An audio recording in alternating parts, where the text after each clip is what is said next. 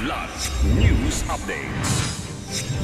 Mga balita ngayon, dalawang mataas na leader ng NPA, NCMRC sa Agusan del Norte sumuko sa militar.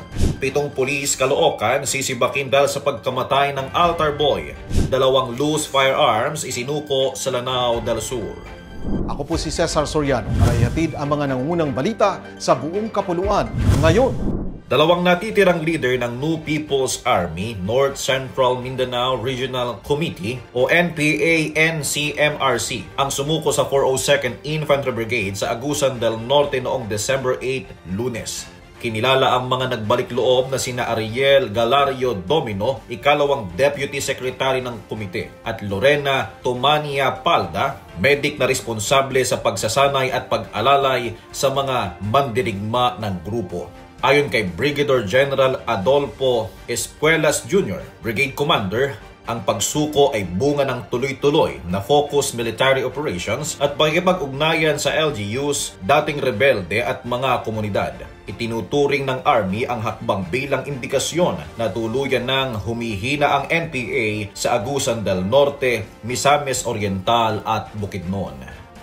Inanunsyo ng National Police Commission o NAPOLCOM na tuluyang sisibakin sa serbisyo ang 7 pulis sa Caloocan City kaugnay ng pagkamatay ng altar boy na si Dion de la Rosa na tinamaan ng leptospirosis matapos lumusong sa baha para hanapin ang kanyang ama. Ayon kay NAPOLCOM Vice Chairperson Ralph Calinisan, may sapat na ebidensyang nagdidiin sa mga pulis sa grave misconduct, grave dishonesty, incompetence, oppression at conduct unbecoming of a police officer. Naganap ang insidente noong Hulyo sa gitna ng malakas na habagat at magkakasunod na bagyo ng 3 araw na naglakad sa baha si Dion para hanapin ang kanyang amang si Jason na hindi nakauwi sa kanilang bahay sa Malabon noong Hulyo 22. Kalaunan ay napag-alaman nilang inaresto ito noong Hulyo 25 dahil umano sa paglalaro ng Caracruz. Makalipas ang 2 araw, nilagnat si John at kalaunan ay namatay dahil sa cardiac arrest dulot ng leptospirosis. Pinalaya lamang si Jason noong Agosto 2. Sa investigasyon ng NAPOLCOM, lumabas na may unlawful detention, falsified documentation at fabricated charges laban kay Jason.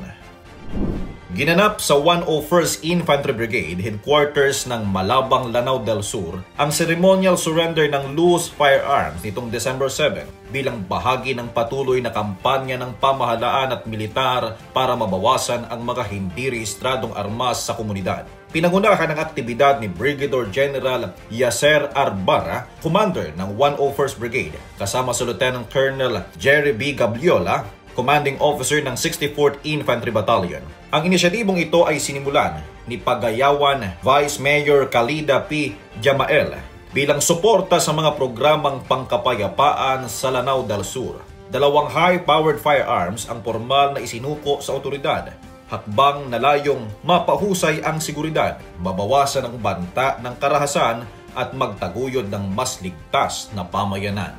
Para sa Kidlat News Channel, ito si JP Adaw, nag-uulat.